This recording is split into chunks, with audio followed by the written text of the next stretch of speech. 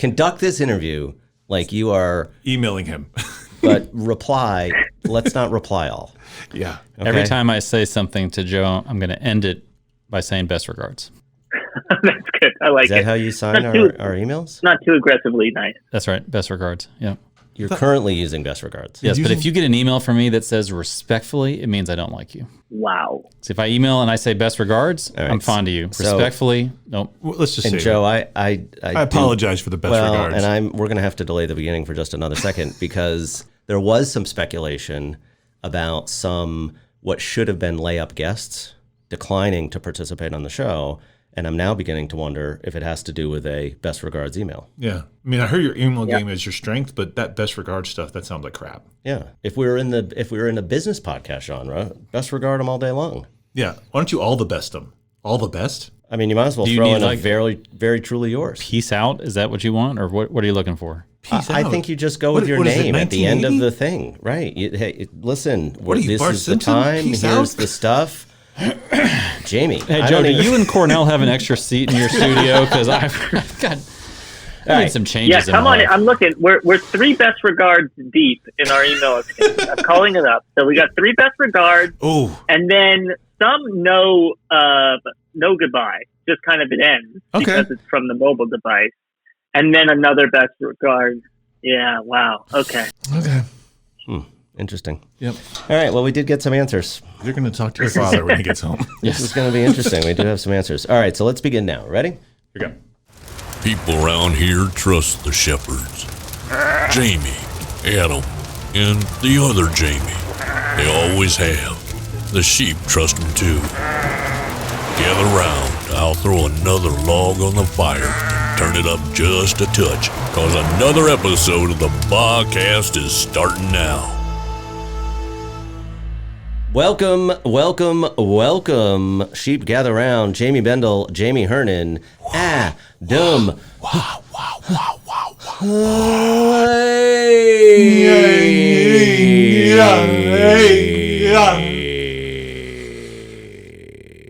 Thank you, Jamie.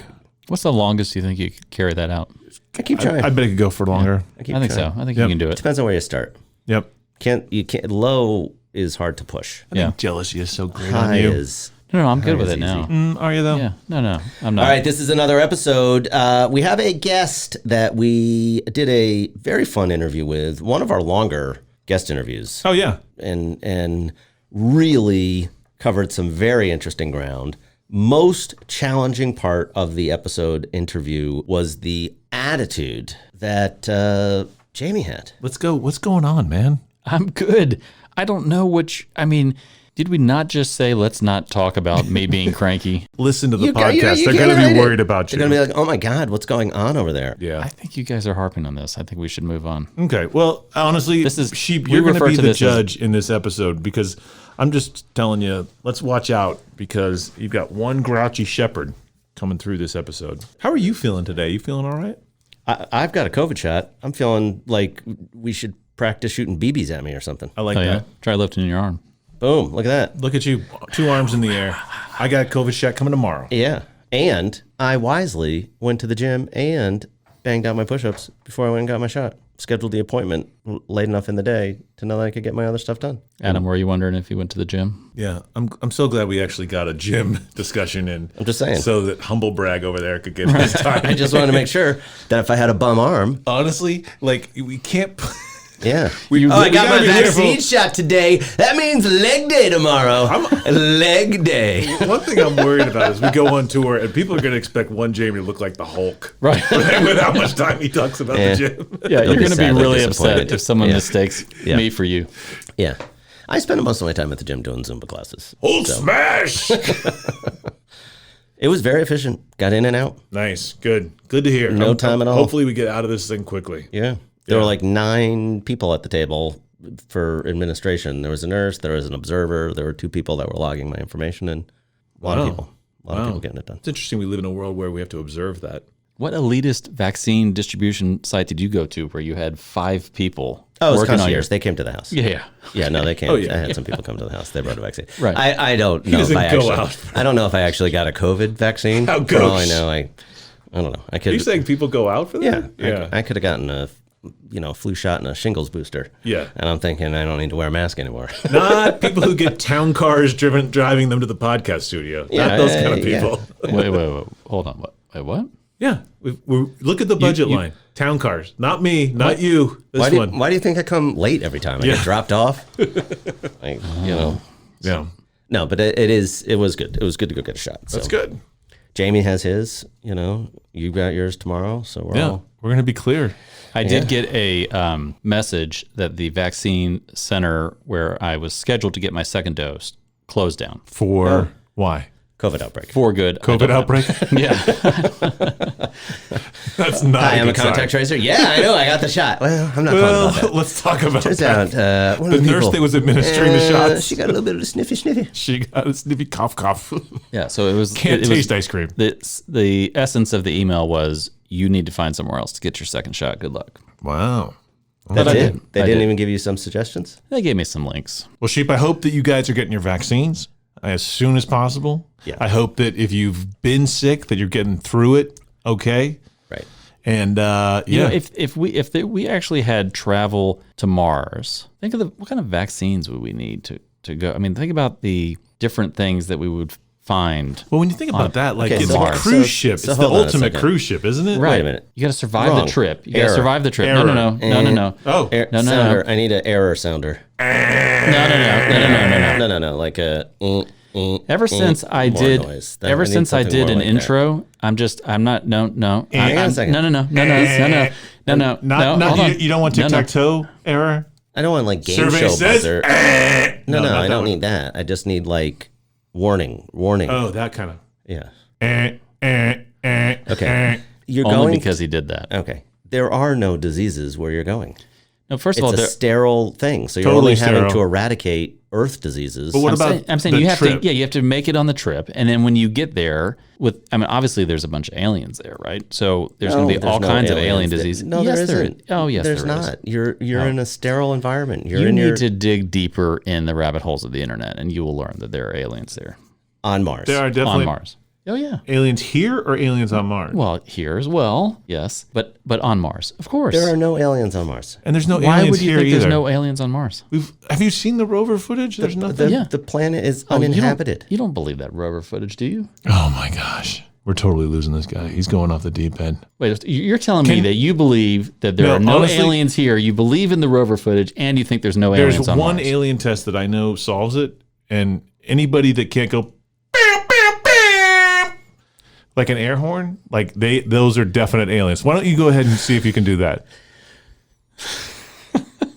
I don't believe in aliens. I really don't. I So don't think stories changed. Yeah, I don't. So the alien test comes through, and Like suddenly I said, you're there's backing no down. aliens here. The rover footage is fantastic. I love it. Okay. And there's nothing on Mars, but the trip would be dangerous. Can't air horn. You might be an alien. Anyhow, Sheep, we got a good show coming All right, up. we have Joe Bolter, a who is fun our one. guest. Yeah. He's terrific. Yeah. If you're interested in celebrity bread, you definitely want to stick around for the entirety of the interview because there is a fascinating discussion about celebrity bread and a loaf we may never be seeing. Yep. Thanks to the same Not grouchy host. exist. Well, the bread exists. I'm not saying the bread does not exist. But we talk a little apocalypse. Talk we a ask some little- questions. Yep. We learn a little bit about where we stack rank in the overall population of the world. So there's a lot to check out. Ferguson comes up. All right, so settle in. It's a Papa. good episode. It's a good episode. You guys are going to love it. Taka. Get comfy. This is going to be a good one. We'll be right back with Joe Bolter. Guys, What's up, man? all right, we are a year into the pandemic. It's been a rough one. And you may recall that when the pandemic started, there were a lot of people that were into baking bread at home. I do. It was a bit of a fad. Yep. Oh, yeah. That whole sourdough thing, yeah. I have launched a brand new store. So this is a segment I'm sponsoring. Whoa. Your wow. own sponsor. We're changing something up, but This it's is great. And it's a little bit of a side hustle. It is Jamie Bendel's secondhand celebrity bread. Tell me about it. Have you ever wanted a slightly stale loaf of bread that was made by one of your favorite celebrities? I'd probably prefer it not to be slightly stale, but the celebrity bread factor really does bring it up. Right. Does the bread look like a particular image, or does it have a particular shape? We have, through extensive contacts, sourced the very best in secondhand celebrity breads. So the celebrity is making the bread. Making the bread. You're sure about it. How do you verify that? We verify every loaf comes with a blue mark Okay. of authenticity. Do you have Jennifer Garner? Because my wife has been watching Jennifer Garner If throughout. you prefer female celebrities, Yeah. we have plenty. Oh, really? We have male celebrities, we have musicians, we have movie stars, we have All the big ones. everybody, all the celebrities who were making bread at the beginning of the pandemic. We have gotten, I can taste that now. you can now taste, A little bit old. you can put a year of pandemic between two slices Oh, that's of beautiful. secondhand celebrity bread. Have you thought about freezing the bread? You know, that they just freeze it and then... Some of the bread could be frozen. See, I think that might not be a bad Some of the idea. bread could be frozen. I- We don't get into the bread's backstory. Okay. We just put our mark of You're authenticity sure on it's it, authentic, though? and it is guaranteed secondhand celebrity bread. I think that sounds delicious. GB better get in there and help our fellow shepherd out and buy some of that bread because it sounds a little bit crispy but good. Hey guys, we got a new sponsor. Oh, good. What's up? So this sponsor. Anybody who wants to give us money, I'm in. Yeah. Honestly, can we just agree? Yeah, we don't even have to like the product, but this one you'll No, love. I do love a lot of our products, and honestly, I don't want our sheep thinking that we're going to give them something bad. No, no. Here's what I would say. If you are a listener of this, and Yep. we are, by way of example, recommending another podcast, Yes. that's all legit on the level. Yes. If we are talking about a product or service, Yes. there should be some skepticism. I don't think so. But let's get back to our- Okay, yes. Okay. Anyhow, new sponsor. What's this story? Okay, so are you into? Are they paying us a lot? Oh, it's a lot of bread. Are they paying you more It's a than lot of bread. Jamie Vendel secondhand celebrity bread?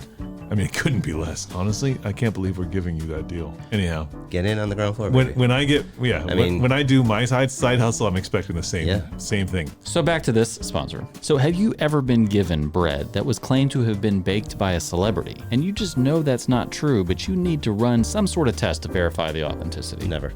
No, that doesn't happen.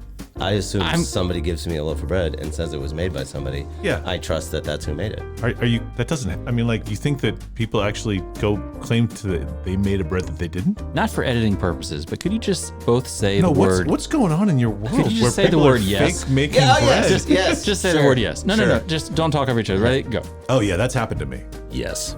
I'm sorry to hear that, but our sponsor can solve this problem for you. How does he do it? It's sourdough bread residue wipes. Okay. You can wipe this claimed celebrity bread. Yep.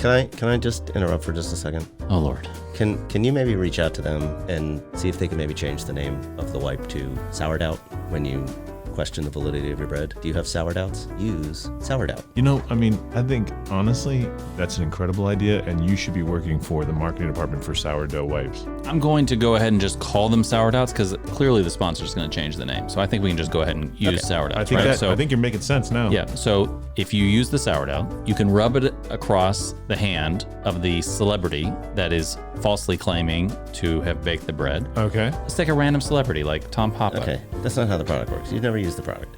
You take a sourdough, you put it in your palm. Now, my when you palm? meet your celebrity, your palm. You My have palm. the sourdough. I meet the celebrity. I shake hands. There's no handshaking. We're in the middle of a pandemic.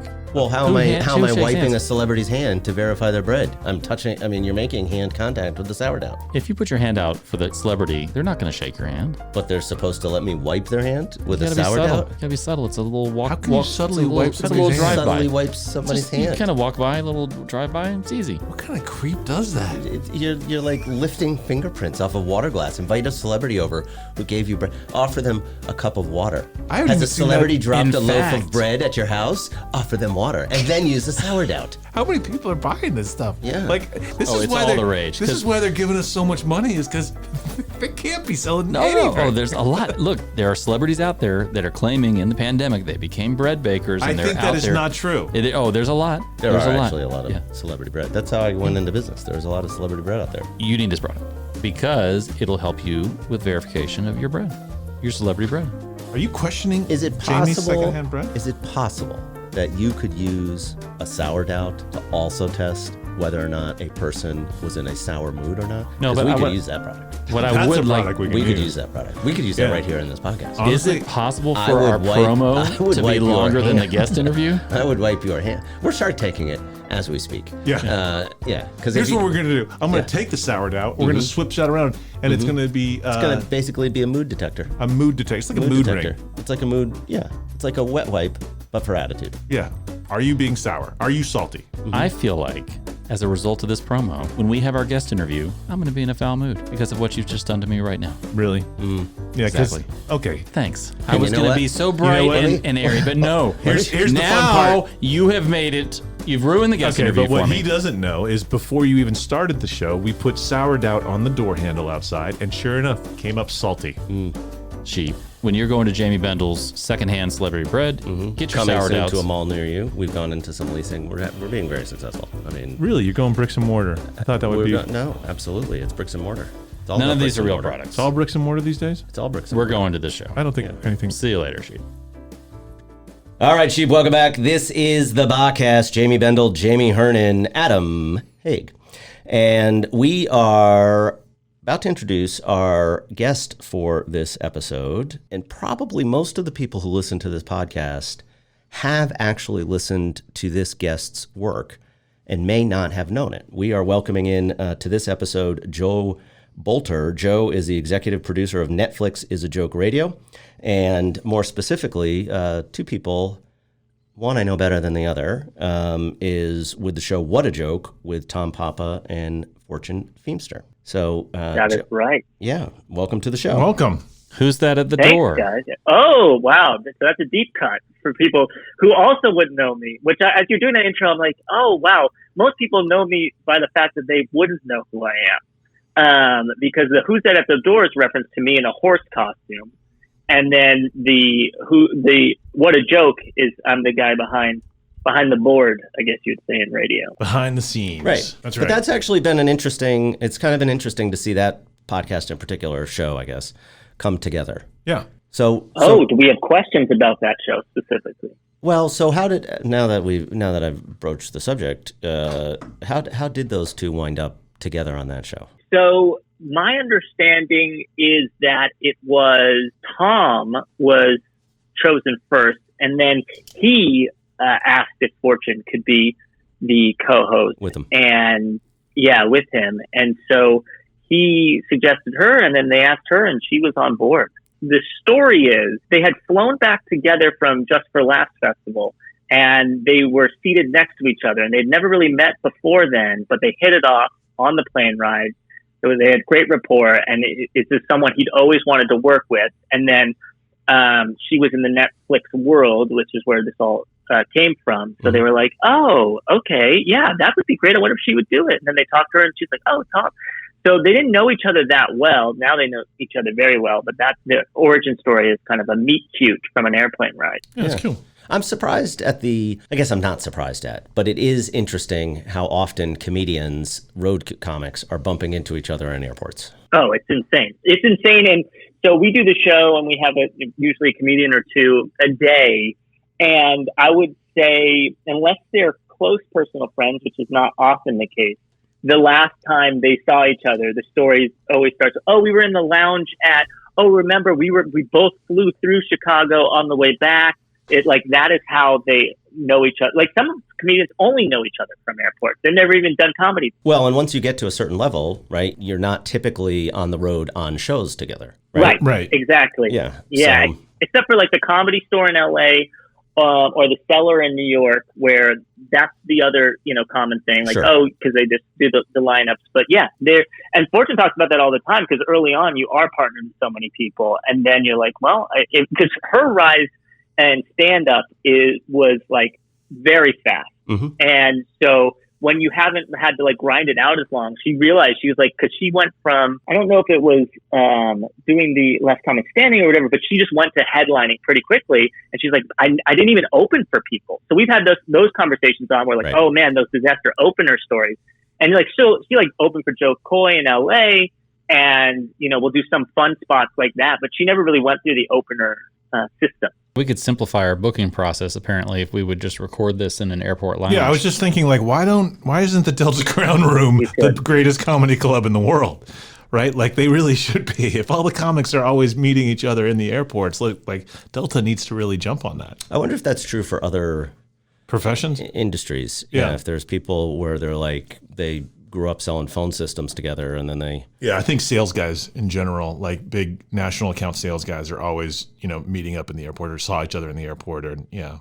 I feel like we're sort of hinting at the premise of that Clooney movie. Yeah, Up in the Air. Yeah. Yeah, great movie. Or the Tom Hanks movie where he lives in the airport. Terminal. Yeah. Yeah. So you guys could go that route. I'll move into an airport. Why don't we do a game where it's like name that tune, but it's movies with one plot element? Ooh, or you could bid like name that tune. You could say I'll take 2 plot elements, and then I can name that movie in 1 plot element. Right. Yeah. It just gets reduced until you finally. And not. I could name a game I don't want to play. Oh. Best regards. I liked Jamie. it. Best regards. Rolling in. Yeah. So enough about other people. We got Joe here, so let's talk. We were just talking about Joe. Yeah, Joe. That was the whole word. It's a show he works on. Yeah, right. I love talking about other people. Our prep on this show, we said, okay, for the purpose of this show, Tom Papa and Fortune Feimster and Craig Ferguson do not exist. Oh, they don't? We did say that? Oh, wow. Yes. Who said that? When was that? You guys weren't here yet. Oh, I honestly, I'm starting to That's wonder. what happens when you show up late. I was talking to myself. Well, I wouldn't be here if those guys didn't exist, then I'm going to have very little to say. Okay, I there will we add go. that. So I'm glad you're here. I'm glad you're with us. You've like Zoom meeting a breakout room in a separate interview with our guest. Respectfully, Bendel. Oh, here we go. Look at it, fighting back. This is great. Ladies and gentlemen, let's get ready to roll. We've got a guest that we need to talk to, though. So anyhow, it's getting... So tell me, when you're doing your podcast... How much did Adam just cost us in licensing fees by saying that? Best regards. Best regards. Jamie Hernan. What? You are spare parts, aren't you, son? You complained about our attitude until we got here, and next thing you know, you're Johnny Cranky over there. Johnny Cranky. All right, so Joe, it's been a year of no comedy, and yet it seems like essentially podcasts, the serious shows are kind of the only places where comedians have been able to find an outlet creatively to try to have something to say. What's your experience been with all that? It's fascinating because you have people that were all over the spectrum in terms of whether they thought podcasting was even a valid art form. I hate to use that term, but for lack of a better term, in comedy. And then one I think about is specifically being a pandemic podcast would be Nate Bargatze. And he also has his new special, which is fantastic, which is a very great pandemic stand-up special. And he started it just because he never wanted to do it. We've talked to him about it, and he was like, this just seems like the time. I'm itching to do something. So he did it, and he loves it now, and it just makes sense because I think if you take the pandemic out of it, like if you like talking as part of your comedy, like and you're very good conversationally funny, like he is, it just makes sense for people. And for stand-ups, all you hear is about how it helps ticket sales because it gives something to their loyal fans, and they can promote their dates, and it's great. So I think it's great to do it in the pandemic. But I also think that people who use the pandemic to do it should have been doing it all along and will continue to do it going forward. That makes sense. It does. And I think you start to see who is similar off stage to their material on stage and who are the people where it's really actually very different. Right. And I mean, that's one of my most fascinating experiences in working in comedy. Fans don't necessarily think about it. Fans always assume that the person that they see on stage or on their TV is the same. Mm-hmm. It can be so dramatically different from person to person. And some people are much better at scripted funny. And then some people are much better at conversationally funny. And then there's, of course, the overlap, the people that are good at both. And you don't even know in the business working in there, like if I get, assigned to work with talent, I have this preconceived idea of how funny they are and in which way they're funny because of how they made me laugh. Mm-hmm. And I would say 50-50. Like I can be wrong as often as I'm right. in terms of what they're like when you sit down and have lunch with them. And it's fascinating because you don't need to be conversationally funny to be a very good comedian. And you can be conversationally funny and not be a good comedian at all because it's just different skill sets. So what about you? What about with the Question Guys? That's been around for about a year. Was that pandemic inspired? Well, funny enough, it was not. So I had the idea in December of, 2019. Cornell and I were talking. We were actually working on jokes. We started doing this thing where we would call each other and just discuss jokes. He'd go over jokes he'd written. I'd go over jokes I'd written. We'd like perform them, and then we'd pitch on them. And it was just like something fun to do to keep a comedy muscle going. And we enjoyed it so much. I was like, hey man, like why don't we just do a podcast? I've worked in radio podcasting, so it's like just in my world, and I thought it'd be a fun thing to do with him because I've known him for so long. So we get together and we start recording episodes in January. And then we got to the one episode where it was like, hey, I don't even know if we're going to be in the same room after this week, but let's just see what goes on. The world shuts down. And at that point, we had like 6 episodes banked. And because he was trying to start something else, and it was one of those things like, when do we release it? And I was like, how about now? And he's like, yeah, that makes sense. So we just put it out, and it just timed with being a pandemic podcast, but it actually was an idea that started before. Yeah, that was one of the nice things about the pandemic was not having to be in the same room as these two jokers. But geez, your feelings are really hurt. I know, everyone's getting vaccinated, and now we're back here. Yeah. Vaccinations are happening all over Georgia. People are getting their vaccinations. It's a good thing. Yeah, Adam. Have you noticed that Cranky Jamie isn't nearly as fun as regular Jamie? Honestly, I'm not sure I can tell the difference between normal Jamie. No, regular Jamie is like bearable, regular guy, decent guy, whatever. Yeah. This passive aggressive, whatever. So listen, what we may have to do, and Joe, I apologize that Mommy and Daddy are arguing in front of you. No, look, I hear it too. I hear what you guys are hearing. Yeah, so, okay. He's not happy. So we're gonna, if Adam and I start talking about the Catholic Church and Catholicism, just go with us because we're using it as a way to verbally box out Jamie. Yeah. No, we're actually, the good news is the pandemic will be fine once we get the producer booth and we put you back behind the wall. It'll be fine. That'll be great. Yeah. So what Bendel's talking about is talking about religion makes me uncomfortable. So he knows that as soon as he starts talking about religion, that we know that we can get him really uncomfortable. Shut it down. So actually, with this podcast in January of 2020, before the pandemic exploded, Adam came in here one day. Well, he's always coughing, but he was really coughing up a storm. And the next day, Bendel and I were both deathly ill. Yeah, and you had come back here from Portland, right? I went to Portland after that, but yeah. Okay, well, we were convinced that Adam had given it to us early. Yeah. Not so much, though. And? I don't know. I'm getting the vaccine tomorrow. I never got it. Maybe it's because I had immunity. Maybe it's because, we took the opposite approach. We had 4 people that we used to do the podcast with, and that sort of got wobbly, and then the pandemic hit, and we stopped doing anything at all for a year. Yeah, these guys fired it up with the pandemic. We shut it down. Yeah. I mean, we had the technology to do it. We had the technology. It was like Steve Austin. The $1 million. We could do this. We have the technology, but we didn't use it. But we were like the opposite of that. We're like the show where Joe, we have the technology. Let's let him die. I have a question for you, unrelated to anything we've discussed so far. In the event of the apocalypse, what is your survival skill? What are you bringing to the bunker? Okay, great. This is a really good question. I've thought about this a lot, and I'm not thrilled with my answer because my answer is pretty much absolutely nothing. Oh. I have no skills like I couldn't kill anything like an animal for eating. I can't build anything, so I don't have like any of the kind of handyman stuff. But I will say I'm fun to be around, and I'm pretty like agreeable and also good at mediating. So I can like if you have issues with someone else in our like apocalypse bunker, I would be a great extra person to have there because I would find a way, like to work things out and, maybe suggest some like fun things we could do while we're killing time. But if you just want like survival stuff, I'm not your guy. Joe, So, you and Joe- I are dying early in the apocalypse. Yeah, I got news for you, Joe. You're not dying early. It's your skill set we've determined in preview. So much like the question, guys, we have similar bar kind of questions, right? Like, Yeah. how are we going to survive in the apocalypse and what would you do?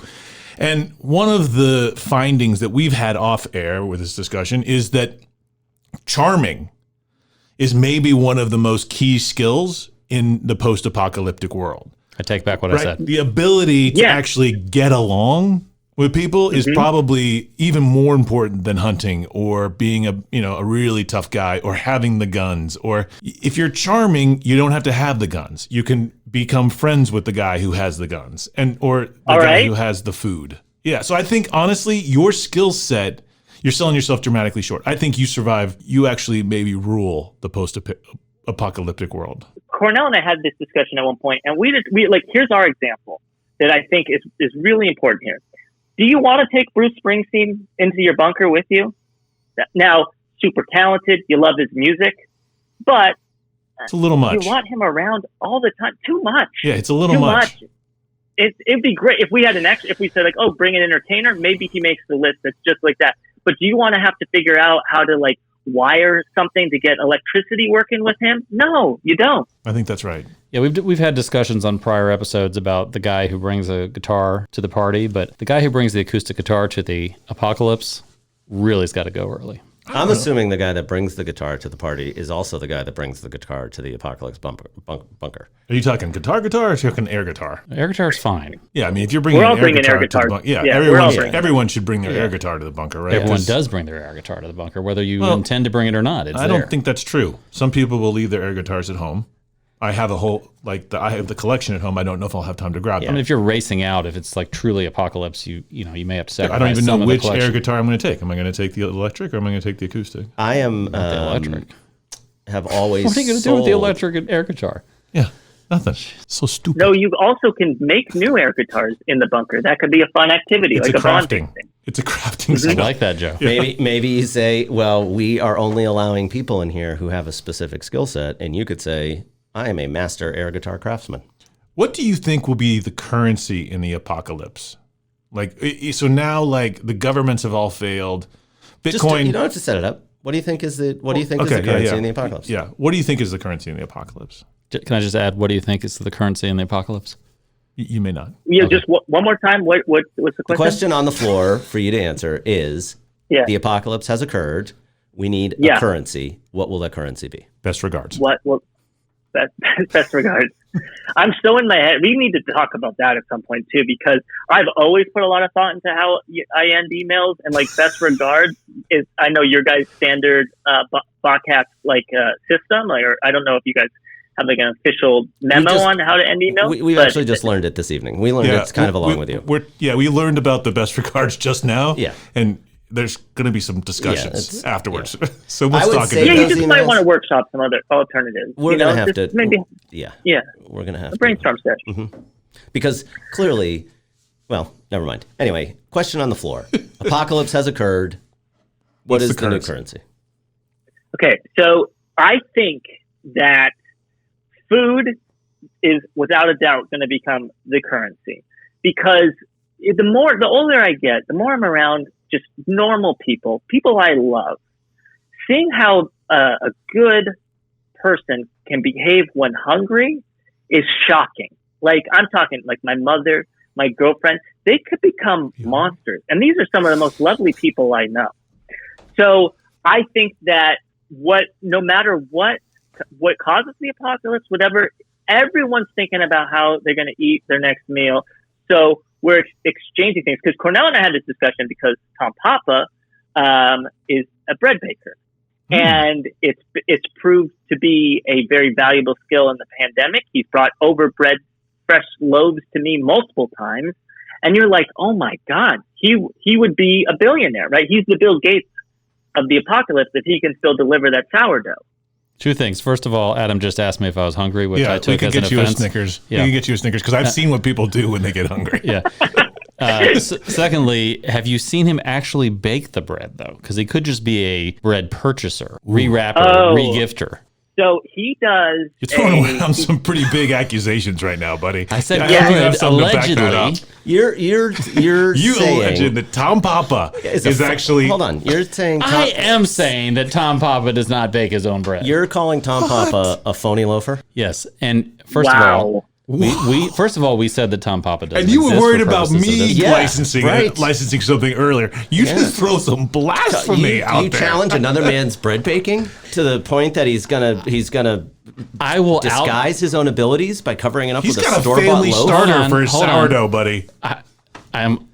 I did actually hear that, which makes me a little nervous. However, I will outbake Tom Papa, and I've never baked a loaf of bread in my life. I don't think you Wow, will. you guys are throwing a lot of. I mean, you're. I will say, and this is just a warning, that this could turn the podcast into a fake news QAnon direction, just because New York Times has reported on Tom Papa's bread baking. Oh, so now we might have to go after the New York Times. That was a Again, conspiracy. Yeah, I've never been in the room with the guy as he's baked the loaf, but interesting. I've been very close. I'm trying to think how close I've been. So I've been in his house, but I never saw a loaf come out of the oven in person. Hey, Joe, you just stay in the living room. Don't worry about it. I got it. I'm good. Did you see how the votes in Georgia were counted? Did you actually see them counted? Is that what you're talking about now, Jamie? Okay. Okay, let's do this. I feel like you've flipped my political ideas. Yeah, you are crazy. Yeah. Wow. You sound like a crazy man right now. Tom Papa not making his own bread. What's become of you? This grouchy. Give him a Snickers bar, please. I would say this was literally, perhaps the dumbest thing that you've launched on this show since a sliced loaf of Tom Papa's bread. Oh, wow! Very well done. Okay, so one problem I have with the currency of bread and food in general is the spoilage rate. So I think if you're gonna, I think I need to move something around from person to person. And so I think I need something with I think food may not be the wrong answer, but I think it is. I need something that has a shelf life. Starburst. I think Starburst is I think honestly, like you said some crazy stuff tonight, but Starburst, I think you are right on. Because it gives you denominations with colors already, right? Pre-wrapped. We can say they're pre-wrapped, individually wrapped, and they're going to last you forever. So then the follow-up question to Joe is, if Starburst is the currency, which of the colors is the most valuable? Clearly cherry. Joe? Yeah, 100%. Yeah, if anyone says I don't even know what the fruit is. Yellow? Is that banana? What? Who cares? I don't know, but it's like a you penny. don't need it. Yeah, that's a penny. That's a penny at best. Yeah, a hay penny will do. You couldn't even probably get a corner crust of a Papa loaf with one of your measly yellow Starbursts. Assuming he does make bread. That would take like 10 cherries. Yeah, so if you drop a yellow one, you just let it. You don't even bother picking that up. You just keep going. Well, no, it's the apocalypse. You need to keep on. I mean, come on, man. It's the apocalypse. Yeah, right. I mean, that's like letting stuff go in the depression. Yeah, if you're running from whatever the source of the apocalypse is, maybe you leave your yellows behind. Yeah. But assuming you're using charm as a survival skill, you say, guys, silly me. Before I mediate your dispute over weapons, let me pick up my yellows currency. Yeah, excellent. How do I come back from Joe labeling me QAnon? I do not think you can. Honestly, yeah. And again, we're all worried about you tonight, bud. We're all worried about you. We're here to help. That was a sourdough. Really good. This is the good stuff. All right, so we have a question that we ask all of our guests every episode, and it's a pretty simple and straightforward one. Anybody who has traveled at all for comedy has had the experience, and it's a big setup. It's based on the concept of a meat and 3 restaurant. Gotcha. Do you know what that is? I do know, but just from your podcast. I did not know. Well done, sir. Well done. Yeah. The great thing about that is that none of our guests ever know what it is, which clearly tells us that none of our guests ever have listened to our podcast. podcast. And I appreciate is that not only have we've now determined a way to vet guests who've previously listened to our podcast, and we've invented a term now that is entering into the lexicon. Meat and three. It may be a real thing. Maybe a real thing. In the lexicon. It is an actual thing. Okay. It's a very real thing. Yeah. Okay. All right. Wait, but can I get a little bit of like can you use it in a sentence kind of for me? Because I know what it is from the podcast, but take me through like your guys' daily life. So you go into the restaurant and they're like, "Hey, Jamie, meat and three for you?" Like, is it like that? No. It would be like, we want to go get some lunch. We're going to go to lunch. Let's go to Claudine's. Yeah. Do you want to go to Taco Bell or you want to go to Claudine's? What kind of restaurant is Claudine's? You go into Claudine's. You get a tray. Oh, it's a meat and three. It's a meat and three. Okay. Right? Yeah, I can do that. Up your tray. So you get broccoli, and then you get like a country fried steak, fried chicken, and chicken tenders. Have you lost your mind? He said meat and three. Yeah. Now, the second question when you have somebody make it dramatic. Now we're all going to talk over each other. Yeah.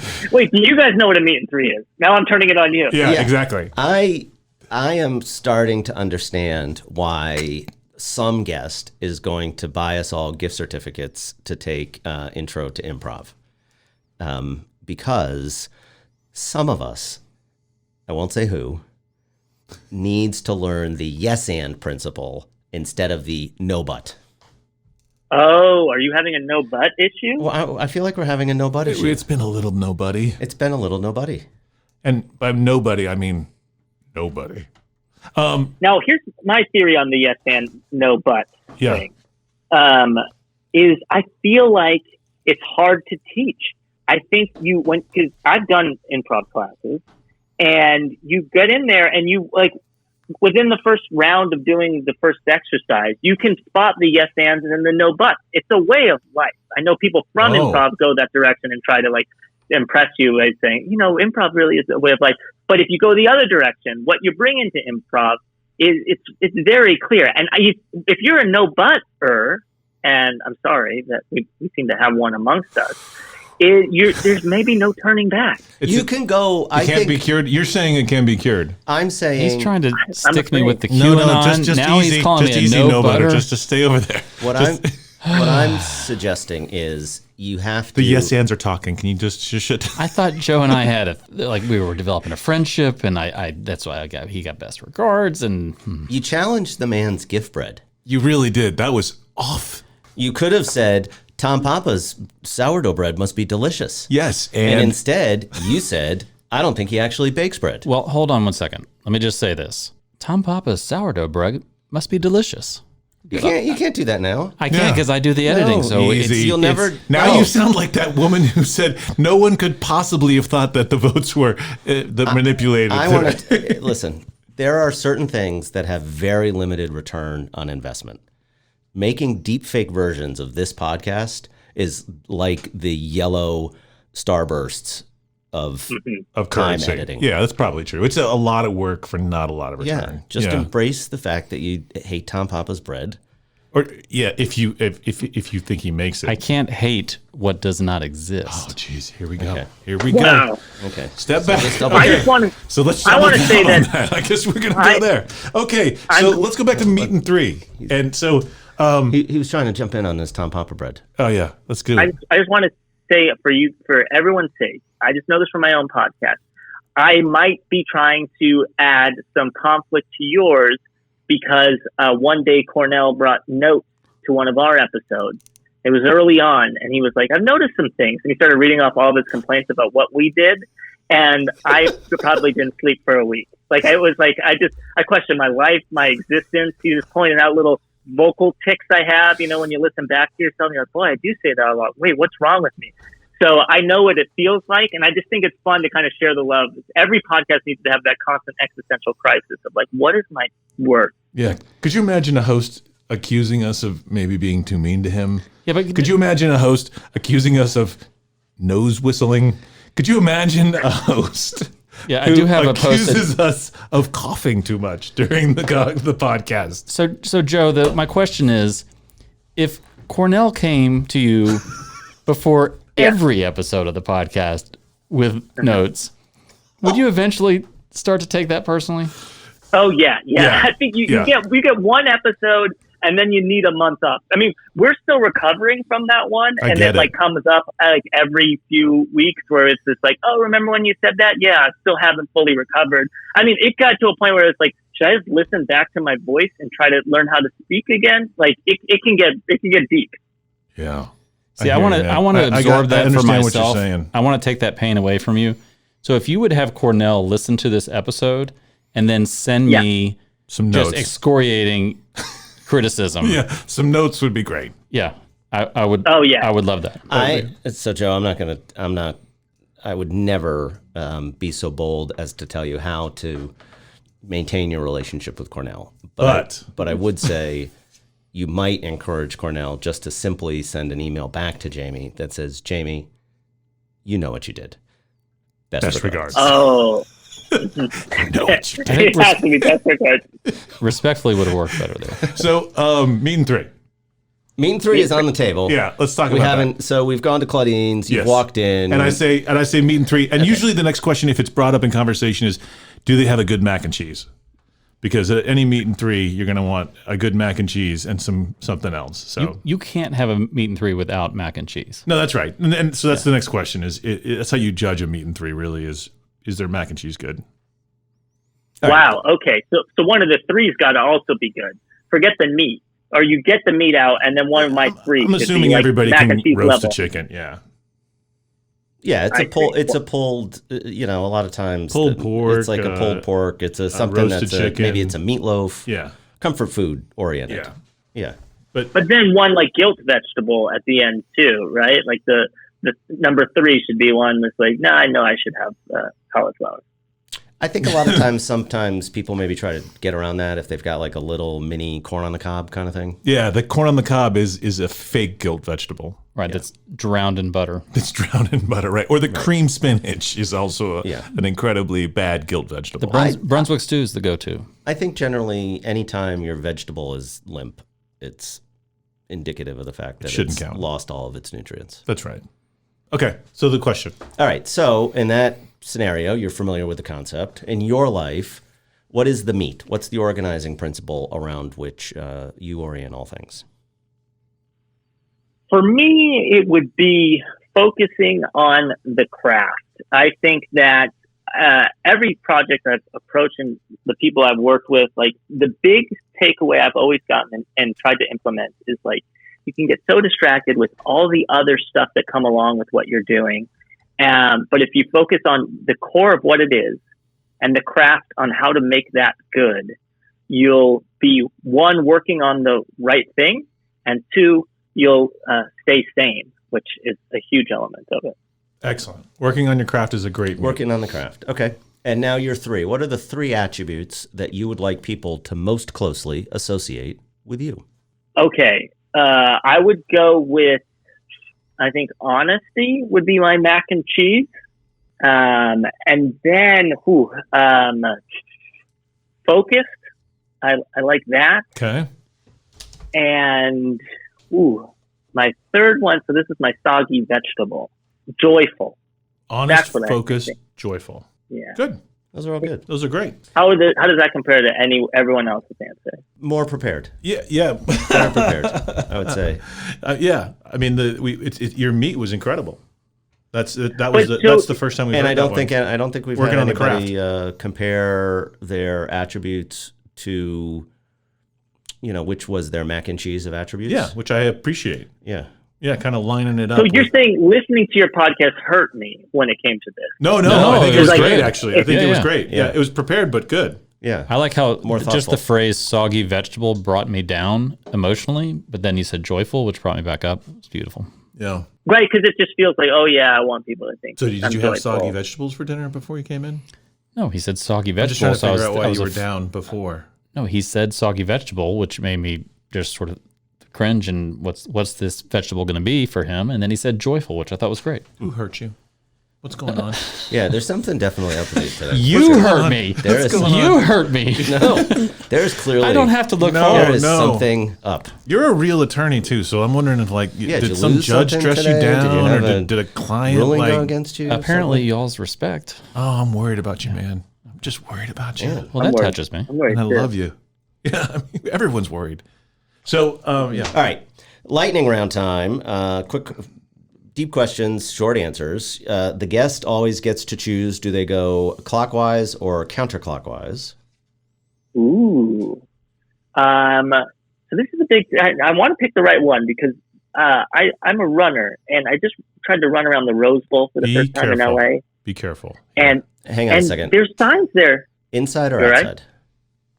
Outside. It's okay. outside, but there are signs that tell you which way to run. You're supposed to run counterclockwise, but half the people at the Rose Bowl don't know that. But if you go on like the apps that tell you this is a good place to run, everyone's very adamant. You have to run counterclockwise. But I would say probably more people walking clockwise. Huh.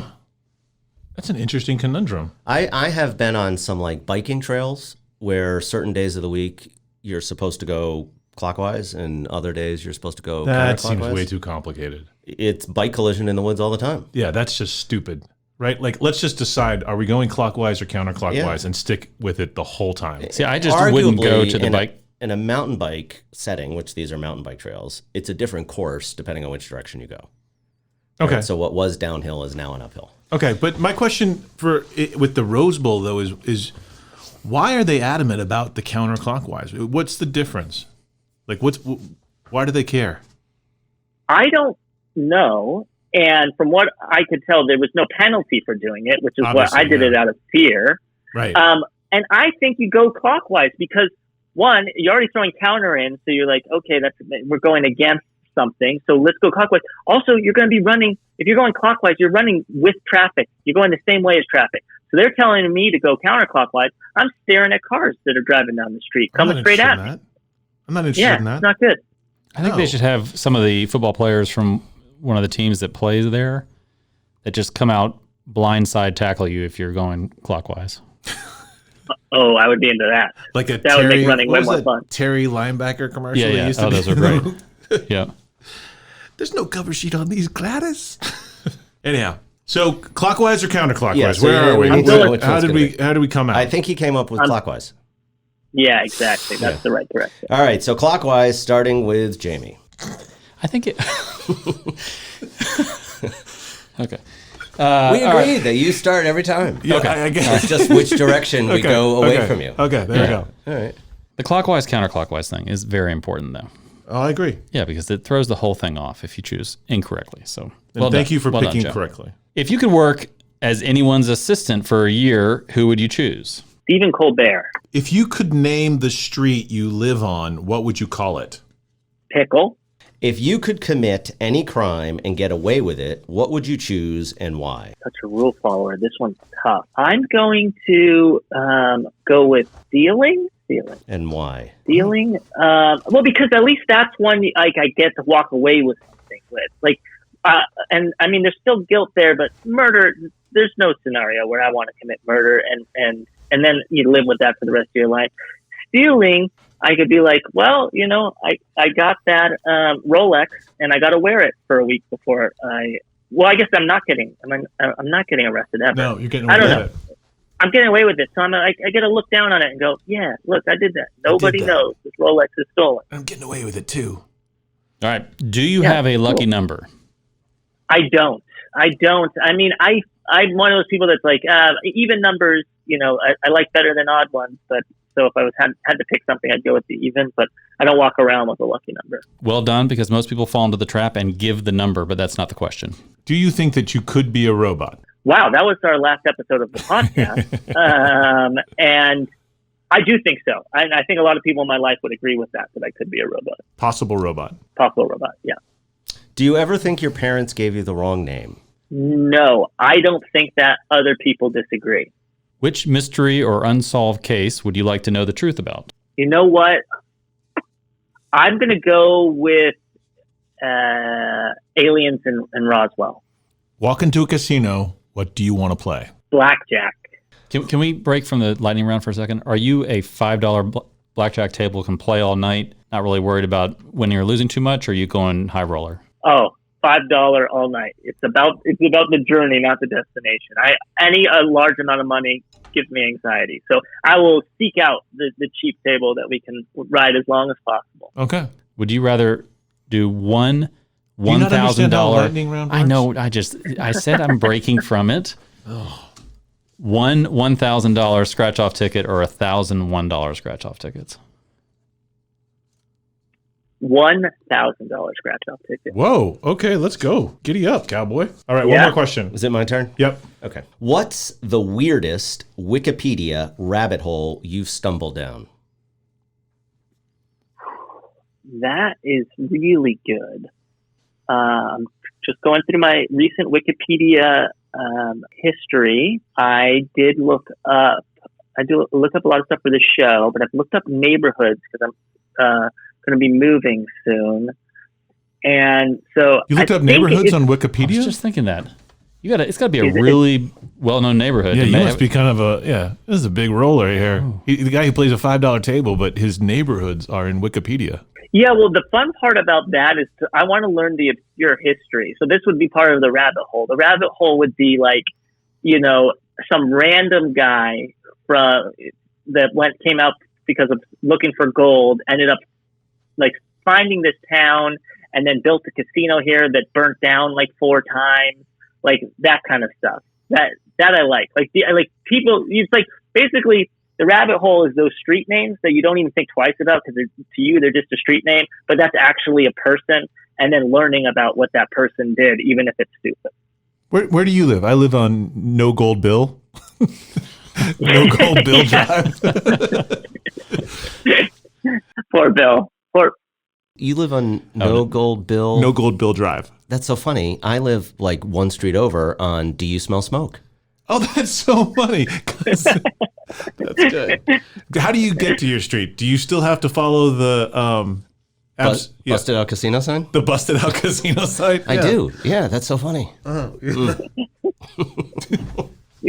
This is great. This is an audio play of my Wikipedia battle. I love it. Good. All right. Do you have any questions for us? Yeah. All right. Here's my question. How did you guys find me? The question, guys, is a format that we kind of like. It's a format that is similar to. I mean, honestly, like it's a lot of our discussions kind of feel like a bunch of guys sitting around at a pub talking, right? And I feel like a lot of the topics in the question, guys, end up being that same thing. Where my wife, whenever I come home from being out with the guys, always says, "So what did you talk about? And did Dina have a baby? And how's Bobby's cancer? And did is that kid make the football team?" And I'm always like, I don't know any of that stuff, but I do know that Terry thinks he's a robot, right? That kind of. So I was a fan of the Craig Ferguson show on Netflix radio, or that was on. Such a Sirius. big fan, you don't even know where it was. I was a fan of the Craig Ferguson show on Sirius, and so I was familiar with you from that show. Okay, gotcha. The horse costume, not the horse costume. This is the the radio Sirius show. Gotcha. That actually I think was very successful. That he just abruptly decided he was done with. But maybe there's some backstory. No, there really isn't. It actually was just that. It was this. It was going and it was fun. I mean, I loved it. That was my introduction to audio because I was a TV guy up until that point. And we had a blast doing it. And then, just things changed. When that's the blessing and the curse working with someone on his level, because it's like everything for him can change in a moment, a different offer, deal, whatever. And then he just moved on. And I was like, and I loved that experience. And it was great. And then the fact that I'm getting to do it again with Tom Fortunate is really cool. But what I was going to say, what I kept interrupting with, and this is the connection to the question, guys, for if you guys like that format. The question, guys, was actually spawned from, we were already doing the podcast under a different name. And I casually brought up that I think about all the time where I'd be ranked as a human being in the world. Like, so I was like, how IMDb has those rankings? I was like, where would I be? Like if we had to pick like our top billion people to leave Earth to move to Mars or to move to the next planet because the Earth was about to explode, would I be considered one of the top 1 billion people? And that like made Cornell's head explode. And we were so obsessed about talking about that. We were like, oh, that'd be fun to do questions like that every week. And it sounds like you guys like having those conversations too. I'm the same way. I don't know about, who did what at what birthday, but I do think about what my world IMDb ranking would be. Like, how good of a person am I? How important am I in the world? I think about that all the time. Do you guys have an answer to that? Yeah, like I don't even use Uber because I'm afraid of being ranked by the driver. Being ranked poorly. Yeah. You prefer not to be ranked. No, I don't want, like, the idea of there being a world ranking that I have to every day look at my number and see if it went up or down. That's horrifying to me. But see, I think I would go the opposite way. You're not really competing against most people for most things. You're competing against yourself. I mean, hasn't every motivational coach ever told you that? That I think is also not true. Okay, thank you. You are in competition. But I want to add to that. Your Uber rating could be something you could use as an argument to get on that spaceship to take you off the planet in the top 1 billion, right? You could be like, look, I got 5 stars on Uber and I've taken 200 rides. I'm a good guy. Right, you've never so you heard might of want me. to need those. I grant you, I did not solve any major diseases. I am not that charming. And sometimes people call me a grouchy podcast guest, but I got 5 stars. If the cutoff is 1 billion. Yeah, I mean, that's actually an interesting question. Okay, but if it's 1 billion, yeah, there are going to be a lot of underperforming people in the group. That don't get on the ship, yeah. That do get in the ship. Oh, you think so? I don't think that there's 1 billion extraordinary people on the world right now. How many people are in the world? Yeah, I mean, that's obviously something more than 1 billion because we're not taking everybody. No, what I mean, and you must know the answer to this, but right, all you're just trying to be is in the top billion. But I'm trying to figure out what percentile I'm in. Then I'm going to say, of actually necessary people to repopulate a planet, I'm going to say taking 1 million is probably generous. But do you consider yourself? I'm not saying you have to do it to populate I'm saying the planet. you now get 999 other million people. Okay. And I'm in that group for sure. You think you're in that group? 100, absolutely. Top million or top billion? Billion, top billion. I'm in the top billion. Wow. How could you not get up and go, I'm at least one of the top 1 billion people in the world? I'm not sure I am in the top billion, but I'd like to think that I was in the top billion. Oh, I think you're definitely not in the top billion, but Jamie has a chance. Like, I think he This is why I'm cranky. You're definitely not. And I think I'm right on the border, but I think Bendel is probably in. If having a good radio voice. A lot of people know Bendel. He's like one of those guys that walks into a bar and somebody comes over and says, "Hi, Jamie." Yeah, but sadly, none of them pull me aside and go, just a little FYI, I have been tapped to pilot a 1 billion person ship to Mars. Yeah. And you might want to be in the parking lot on Tuesday around 10. Yeah, because, and don't tell anybody else. Imagine how brutal. So to flesh out your hypothetical there, Joe, like, are you allowed to bring stuff with you, or is all the stuff waiting for you in Mars? Or whatever the planet is. I picture it I picture it as like, nope, it's whatever you're doing, wherever you are, they just say, Jamie, time to go. And you go. Are you called? And your family doesn't come with you, obviously. I've got a new Mars family. Yeah, you got Well, no, but let's hope. Are they in the top billion? I mean, I don't know your guys' family, but I'd like to think they are if you are. Yeah, it's a tough call. I don't know. Now I feel bad about my answer because I definitely counted myself in. I wasn't really thinking about the other people in my family. Exactly. I mean, it'd be pretty awkward. You have an incredibly charming family. So listen, guys, I have bad news. You have an incredibly charming family. Turns out there is a lot of space between your dad, who is in the first billion, and you guys. So this is goodbye. This is going to be weird, but I'm going to be off building a new planet. Is it fair because you did not raise them right to be in the top billion that you then get to go off and they're left behind? Thank you, Mom, for doing me right. Thank you, Mom and Dad, for raising me well. Sorry I couldn't pass on the charming to you girls. But also, you are giving your kids a reason, which is nice. Not everyone gets that. So I would give you some credit for that. Like, they can at least point to something. They said, well, my dad left, but that's because he was in the top billion and my mom wasn't, and I'm not. So, he had to go. Feels nice. It's truly a blended family of accomplishment. Of ghosts. I mean, it's... You are a blended family. I have a whole collection. I mean, I've won Best Dad in the World like 8 times. In the world? Okay. According to the T-shirt. Yeah, I'm not sure that T-shirt's real. Okay, go ahead. Well, I don't give it to everybody. Rank your family. Go ahead and begin. Oh, don't do that. No, I can't. First of all, here's how I guarantee he ranks number one, though. Jamie Bendel. He's number one. That's fair. If we're taking a one-person rocket ship to Mars, I'm probably going to be in it. But is it that the planet is being destroyed? Because that does influence my answer. Oh, I mean, if Earth is surviving, but we're just lopping off the right. So think about this: would you rather be the billionth person, last one making the cut to go to Mars, or do you now want to be the new number one on Earth, on a billion less people? Earth? They call him Bubble Boy. This is why Boy. we belong together. What's that? Yeah, nope.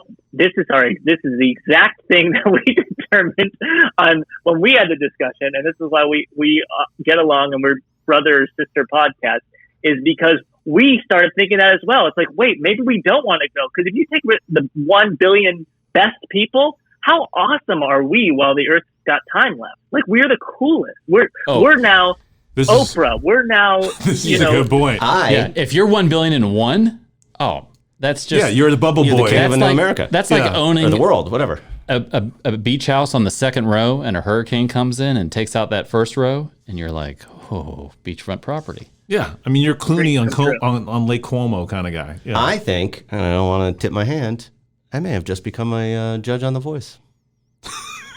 Wow, I can see it. I'm assuming the other three have gone in the first billion. No. Bendel, you're out of the conversation right now. You win on the That's ship. true. I'm off on Mars. I think you win.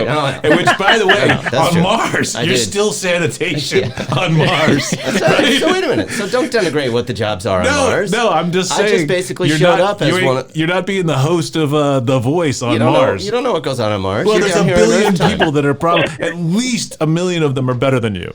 Joe has helped clarify a few things for me. It actually has put me in a good mood. Number one. Thank you, Joe. And honestly, America thanks you. Yeah, I'm number one. I'm probably going to start saying a lot of bad things about Elon Musk on social media so that I don't make it on the ship, regardless of what I do. And I'm going to have to sort of dumb down my life to make sure, but just hit that exact, perfect point where I'm billion and one. Hold on a second. I think the better question is, how many planets have to be populated 1 billion at a time before you get to be the king of anything?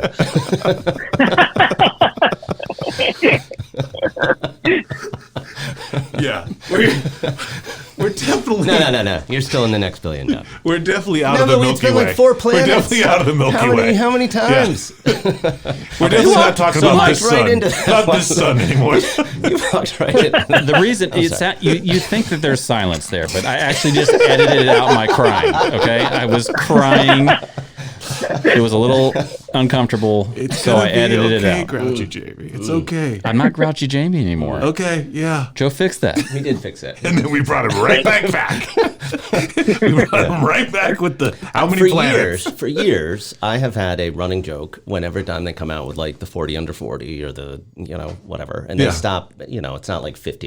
You have to get to be like, I'm top 80 of 80, right? To always joke about like, it's such a bummer to be the 53rd most beautiful person in the country. And then you realize, well, that's not really true, because if they made the second 50 list, I wouldn't be on that one either, right? So that's the joke?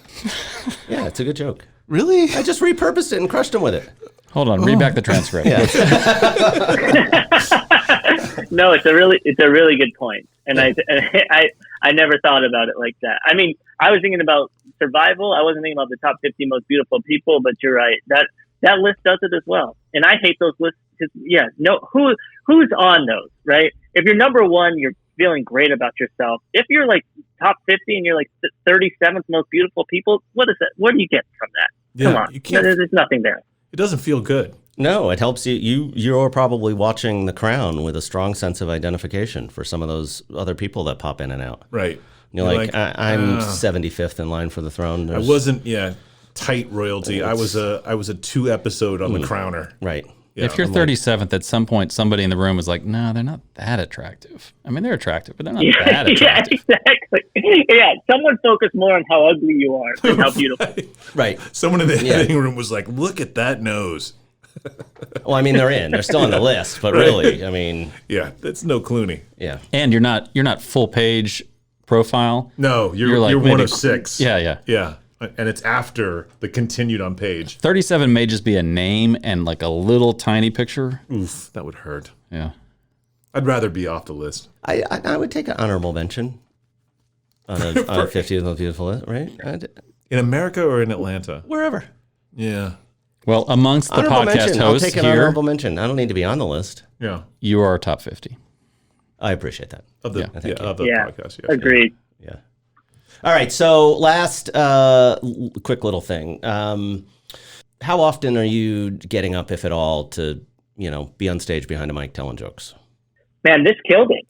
For me, to go back to your earlier question, I switched everything, all comedy output, to the podcast, because between work and all that stuff, I can't get up at all. So I'm just waiting this out. Okay. So do you have a...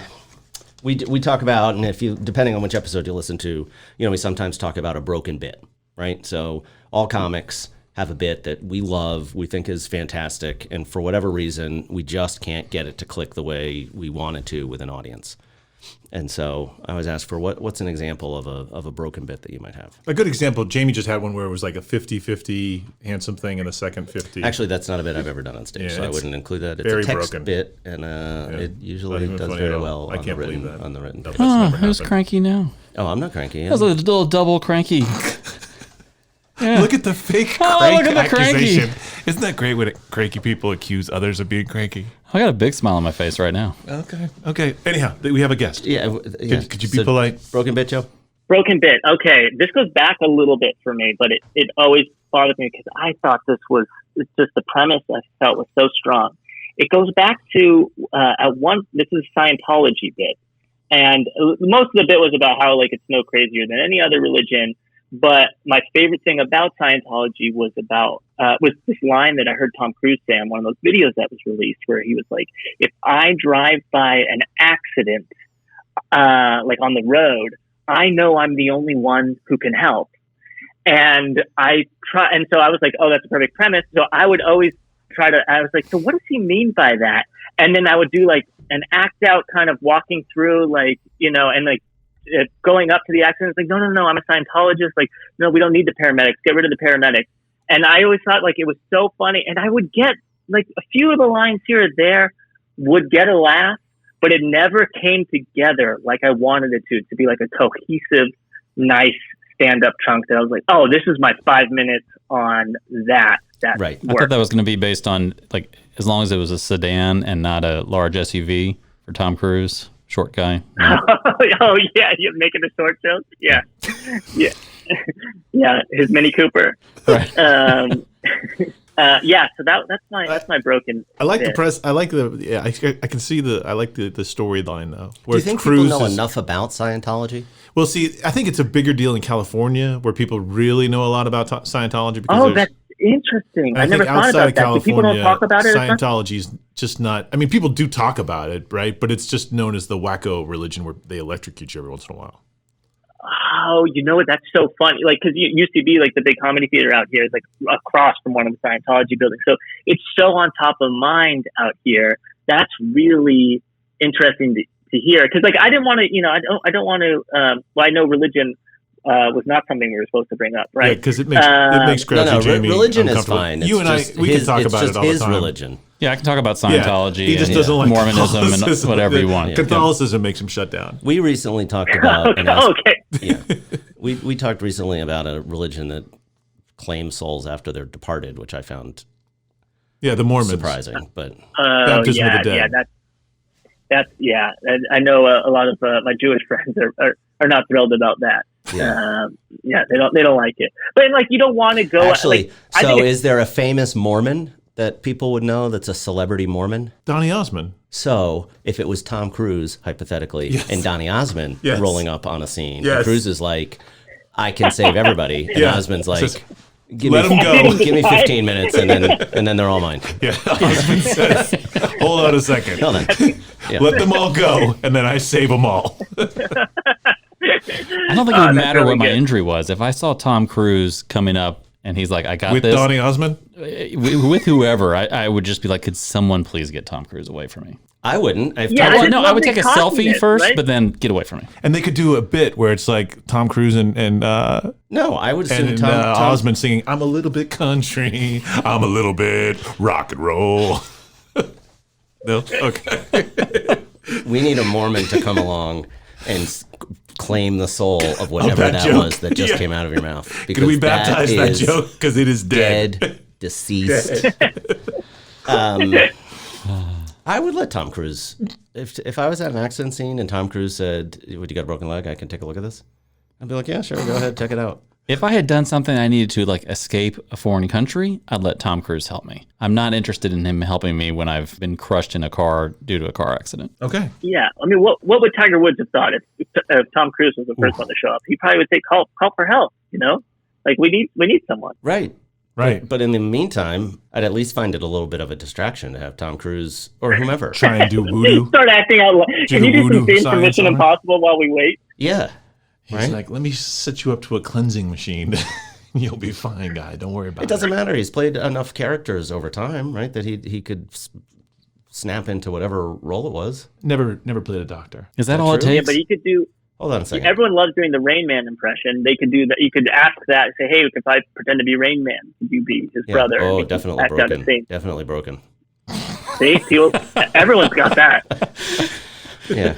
Yeah, I don't think definitely he has played broken. a doctor. Definitely broken. He's not. You're telling me that you think Tom Cruise has never played a doctor. I challenge you before. Don't pick up your phone and tell me a movie that Tom Cruise has played a doctor. I'm not. I'm just saying he's been in enough movies that surely. I don't think he's ever played a doctor. An Joe, do you think Tom Cruise has ever been an actor? A doctor. Doctor. He's probably been an actor. I don't know. He's. I got it. I would go with yes. I feel like he's been in enough movies. He's been in enough movies. Okay. He's been a doctor. I mean, what was he in Vanilla Sky? Maybe I don't remember that movie. I just know it was mysterious. He was a doctor in Eyes Wide Open. Boom. Eyes Wide Shut. Are you sure about that? Are you sure about that? I think he might have been an architect. Absolutely. No, not an architect. He was a doctor. Doctor. Wow. Doctor. That sounds right. Okay. Feels right. Possibly. Not essential to the plot of the movie, I would say. I can't tell you what kind of doctor he was. Yeah. He was a doctor. Yeah, in that movie. Well done, Jamie. Good job. Boom. I can name that plot line in one clue. And if there's one thing I got from Eyes Wide Shut is that guy is who I want to take care of me in a car accident. Well, he would definitely be discreet. You are not going to have to report this to your insurance. I will take care of this. Let me put this mask on. on. It's not going to go on your driving record. Yeah, we're going to keep this very This is going to just between us. All right, so do we have anything else that we need to discuss here? Do we feel like we've asked the questions, we meet and read. I think we've done it all. We've done it all. So, Joe, where would people find you, or where do you want people to find you online, social media?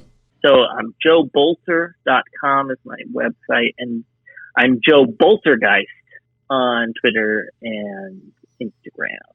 Nice. Joe's IMDb page is actually great because there's a video on there of an interview with Archbishop Desmond Tutu that contains life advice that it'll change your life. Episcopalian, not Catholic. So we can talk about it? Not Catholic. Okay, yeah. There we go. I had a friend who went on there, and I don't know if it's still there, but when we worked together, he was like, "Oh, check your IMDb," and he put I think there's like a fun fact or get to know or something, and it was like, Joe drives the Prius, and and I was like, that is the best, like, funniest prank, because I was like, how do you even do that? He's like, actually, I had to like email and like verify that I worked with you. I'd like go back and forth with the IMDb people for weeks just to get that one sentence written on your IMDb page, and I loved it. Thank you, Joe. It's been a pleasure having you. Yeah. The sheep are headed back out into the field. It's the sun is setting, the fire's burning out. It's going to be a good one. Awesome. Thanks, guys. You guys are great, and I really appreciate you having me on. It's a lot of fun. Yeah, it's been great. Thanks, buddy. Joe. Thanks, Joe. All right. Thanks, guys. Bye-bye. Bye. All right. That is Joe Bolter. That was a fun... yeah, great guy. I feel bad that we had to fight through Jamie's crankiness. It was honestly in front of the company. Like, we can't do this in front of the company. Like, it's one thing when it's just us in the house, and just us with the sheep, but we had a guest here. You can behave yourself. Joe was a great guest. Joe was a great guest. Don't talk about Joe. Let's talk about you. Where's it going? Let's. Joe was a good guest. Yeah. Joe was good. We appreciate him coming on the show. You know what we're never going to get? A complimentary loaf of Tom Papa sourdough bread. Not anymore, we're not. Not happening. I feel like one's going to show up, but it's only be 2/3. Probably get some. No, it's not showing up. You ruined it. Tom Papa will have to invite us into his kitchen, not his living room, his kitchen, to see I think the magic the happen. chances of that are gone. Yeah, he doesn't have anything to prove to us. He's angry. He's clearly in the top billion. QAnon pizza's outside, though. That's true. Right? He's taking his bread to Mars. Oh, yeah. He's definitely We're behind in a Papa Sourdough breadless. Who becomes the funniest person after the billion, though? And how I many would assume that there are plenty of funny left in the Yeah. after a billion Okay. best people on the planet. Okay. I would actually say that because anything that is subjective, there will be extraordinary examples left behind in the plus billion people. So figure skating, for example, subjective. I don't think there's Figure any figure skating is- skaters in the top billion. Absolutely, there are figure skaters. Oh, are you in the kidding top me? billion. No. There's none. definitely figure skaters in the top What are you billion. talking about? Who needs, Have you met Michelle Kwan? Like, she is a national treasure. Who needs a figure skater on Mars? It's a planet made of ice. Yeah, dude. Who needs What a do you figure think Do you skater on realize how Mars? far it is from the It's- sun, yo? Yeah, it's Who needs a figure it's skater on hockey Mars? players and figure skaters Yeah. that are going to be the leaders. It's definitely the in a winter sports frozen athletes planet. that are I mean, going. What are you talking about? Yeah, right, I'd do you- say They're at the front of the rocket I'd say ship. Carl Lewis has less of a chance of being on it than a figure skater. Okay, so if you think about it in those terms, Yeah. is there a time period in which, because of your achievements, you would have been in the billion, but then you drop out because your skills have become aged? Like OJ, No, Oh, no. I'm where not he saying, used to be in the billion and then he I'm dramatically saying, fell I'm out. saying somebody his who is skills have aged. Yeah. right. The best jouster. So McEnroe, for example, not an No, incredible. I think he's saying that someone whose so use skill McEnroe set as is an no example. longer So maybe beneficial. take a McEnroe, right? Clearly, if you're arbitrarily picking the top billion people on the planet, Yes. there will be tennis players, Yes. It wouldn't be McEnroe though. but it could be. A billion No. is a lot of people. I don't think it would be. It'll be the tennis players now. But you need tennis coaches as well. But current players could be coaches. Yeah, they can be coaches too. Yeah. Do you think that having a family sourdough recipe Okay, in your now pocket we're talking helps? awful content. Do you think having a family sourdough recipe helps get you in that top billion? No, I'm so worried about you. unless you're a Fleischmann or a Wonder, maybe a Sunbeam, but they're probably not taking 3 bread makers. Are you listening to Enya at night and Yeah, with the I don't know what's candles going on. and crying to sleep Yeah. again? The Pepperidges, they're probably going. Oh, the farm? Not the farm can't go, but they would take a Pepperidge. Oh, the people at the farm. That's why they call them Pepperidges. I don't think they're actual Pepperidges there. I think it's called It's a Pepperidge Farm. family. No, it's like the White House. It's not Pepperidge Farm. It is the Pepperidges No. farm. There's not. definitely It's a Mr. and Mrs. 100%. There's a Pepperidge. Mr. and Mrs. Pepperidge. Yeah. It's definitely not. There are Pepperidge kids. That's There yeah. are Pepperidges. I went to school with 2 Pepperidges. That's you did not. I know, but You had to make it 2. yeah, Yeah. but It's There are definitely not the Pepperidges. Pepperidges. No, there's there not. are Pepperidges. I mean, there's Pepperidges, but they have nothing to do with the cookies. There wouldn't be a place called Pepperidge Farm Yeah, there would. without a Pepperidge. That's no, because it would be like, You think there's a Knott's Berry family? yeah, No, their name is not Knott's Berry. There's Knott's and Berry. They merged. No, it's just It's the berries It's just a Knott's Berry farm. And the Knott's.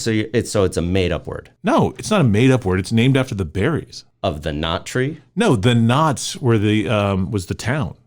Knott's Berry Farm. So the town was named after a family. Okay, Miss- but Mr. they and didn't have Mrs. anything to Knott's. do with the jam. Yeah, they did because it They was their didn't. town. Okay, that seems like a stretch. It's Knott's Berries. So am I putting out awesome rap music because I live in Atlanta? No. What were the names of the Pepperidges that you knew? George, George Pepperidge. Emily, George Pepperidge, Emily Pepperidge.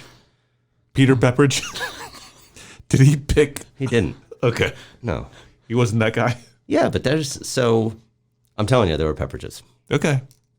There were absolutely just like you're Are gonna there, tell are me there that- wonders? Now they're just rich, spoiled grandkids. No, at their but age. you know that somebody from all of the big bread families is going. There's going to be the Thomases. They get to go, right? One of them, clearly. The English muffin people? This is like a Noah's Ark thing. You get 2 of each bread families. They get to send 2 people each. I don't know, but I'm assuming in the top billion people, they're going to say, you're talking about a family recipe as it relates to bread. No, there's no Thomases. There's no Thomases.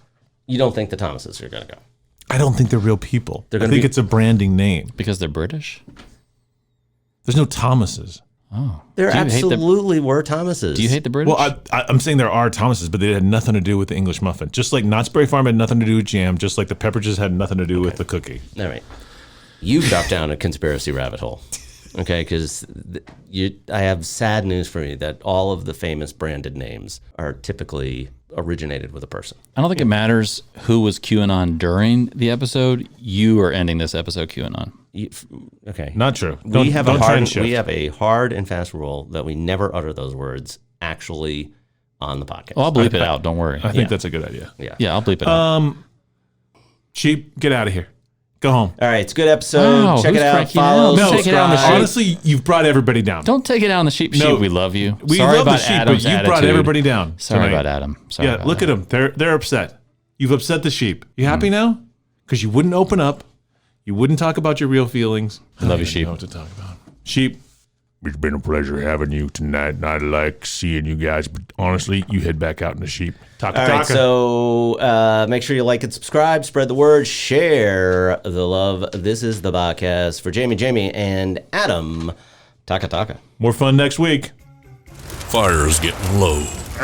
This episode of the BHHcast is over. Time to go home now, sheep. Go on, back to where you came from. We'll call you back when it's time for another BHHcast. Taka.